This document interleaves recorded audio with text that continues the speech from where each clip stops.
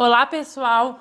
O nosso comentário de hoje vai ser a respeito de uma notícia de 10 freiras alemãs que pretendem receber a ordenação sacerdotal. Além disso, a gente quer comentar a quantas andam na igreja a ideia da ordenação de mulheres e também da ordenação de homens casados. O comentário também vai ser de novo da professora Lúcia Zucchi. Tudo bem? Salve Maria a todo mundo. A notícia atual é uma notícia de um grupo de alemãs, de freiras alemãs, de superioras de institutos religiosos, e que afirmam que elas querem receber ordenação, porque elas estão preparadas, se consideram preparadas para receber ordenação, e que então é uma injustiça da parte da igreja, que é incompreensível que a igreja só admita a ordem religiosa, a religiosa não, a ordem sacerdotal, um homem celibatário. Tá? Então, isso aqui seria uma injustiça que vem da história da igreja e que não seria uma coisa ligada à própria natureza da função sacerdotal, enfim, da ordenação sacerdotal. Tá? Isso aqui, da parte dessas religiosas, logicamente, indica que elas não estão dispostas a fazer o trabalho delas, né? Logicamente, elas estão ambicionando o trabalho alheio porque o delas não está interessante. Tá? Entretanto, logicamente, são todas, com certeza, são todas velhas religiosas, porque não existem mais novas jovens religiosas. Além do mais na Alemanha, né? Ainda mais na Alemanha, né? São velhas religiosas, elas conhecem muito bem o estado da questão, tá? E elas terminam, uma delas aqui termina a intervenção dizendo que até agora as mulheres religiosas foram relativamente humildes e silenciosas e que esse tempo já passou. Quer dizer, se as mulheres eram humildes e silenciosas e nisso elas tinham virtude, então essa história de virtude já ficou para trás, tá? Agora, olha que interessante, né? Isso aqui, como eu disse, visto que elas com certeza são velhas religiosas, elas conhecem o ponto fixo da questão que foi definido por João Paulo II em 1994 na Carta Apostólica Ordinatio Sacerdotalis. Isso aqui é considerado, inclusive, o único ponto que João Paulo II definiu infalivelmente, tá?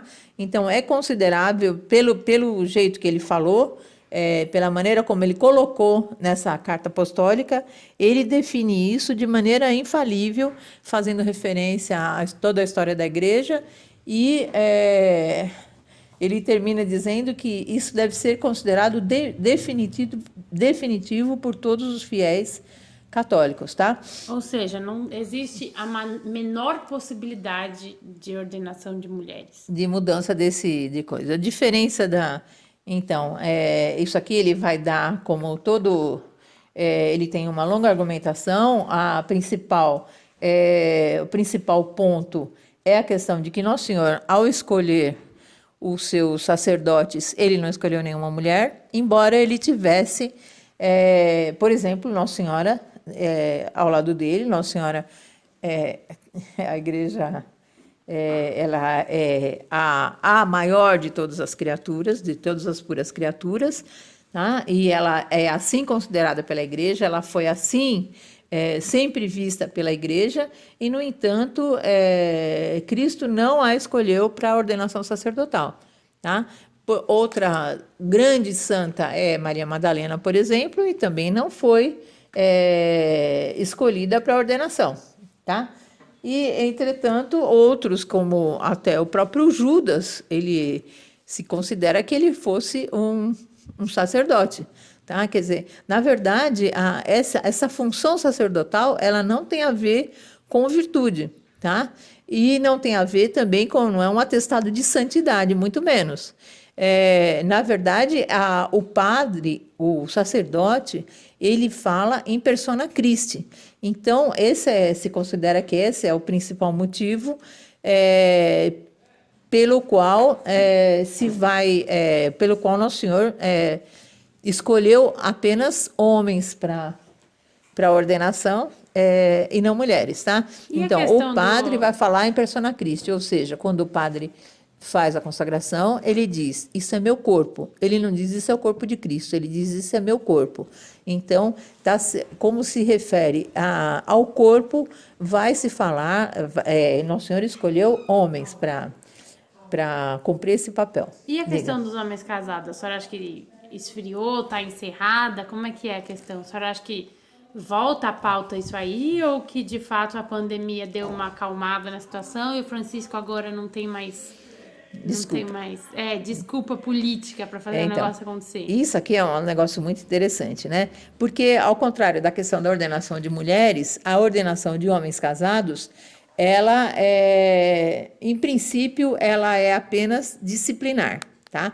Quer dizer, não se apenas disciplinar é dizer muito, tá? Porque é uma disciplina extremamente cabível e, vamos dizer, útil do ponto de vista espiritual, mas não está absolutamente, assim, intrinsecamente ligado à função sacerdotal o fato do padre ser celibatário, tá? Nosso Senhor é celibatário, assim como os apóstolos, a grande parte deles, pelo menos, é certo que foram celibatários, ou pelo menos que estiveram como celibatários enquanto cumpriam a missão de apóstolos, São tá? Pedro teria sido viúvo, né? São Pedro teria sido viúvo. Agora, é fato que o núcleo oriental, por exemplo, das igrejas ligadas a Roma do Oriente, há padres casados, tá? Então, quer dizer, é possível o padre ser casado. Também em algumas conversões dos protestantes, alguns ministros protestantes que se converteram durante a história, foi autorizado que se mantivessem casados, tá?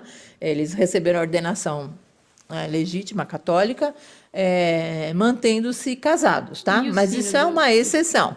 Agora, logicamente, a ideia da extensão do celibato, a suspensão do celibato dentro da igreja latina, tá? E de maneira regular, ainda que seja excepcional em termos de lugar, Ainda tá? que fosse, né? Ainda Claro que fosse, a ideia né? não é essa, né? Ainda que fosse, porque esse seria só, obviamente, seria só o primeiro passo. É claro que lá no sínodo eles falavam da Amazônia, mas ao mesmo tempo, enquanto durava o sínodo, já se falava na Alemanha, que também a Alemanha era um país necessitado que tivesse em crise de vocações e, portanto, necessitado de novas alternativas para o sacerdócio. O que você vai ter é que a grande alegação do Sínodo da Amazônia é que havia lugares distantes, carentes de padre, em que o sacerdote passava poucas vezes por ano, às vezes uma vez por mês, às vezes menos do que isso, e que, portanto, essas pessoas elas ficavam privadas da Eucaristia, né? Privadas da missa, tá? Porque, de fato, não é que elas estivessem privadas do sacramento, porque havia em toda parte, em todas essas regiões, há o que se chama de ministros da Eucaristia, que podem administrar a Eucaristia. O que eles não fazem é atender confissões, né? Perdoar os pecados, isso aí eles não fazem muita questão mesmo, porque é um sacramento, infelizmente, caído em desuso, e celebrar a missa, tá? Então, a grande desculpa é que todas essas comunidades não podiam ficar sem missa. Durante a pandemia, a grande parte dos católicos ficou sem missa, tá? Se disse para os católicos que eles deveriam praticar a comunhão espiritual, a contrição perfeita para pagar os pecados, Ou seja, e que a missa não é tão importante assim. E com isso se perdeu uma boa parte das desculpas. Então, logicamente, esse assunto vai cair numa modorra necessariamente. Então é isso. Obrigada. Então é isso, pessoal. Até amanhã.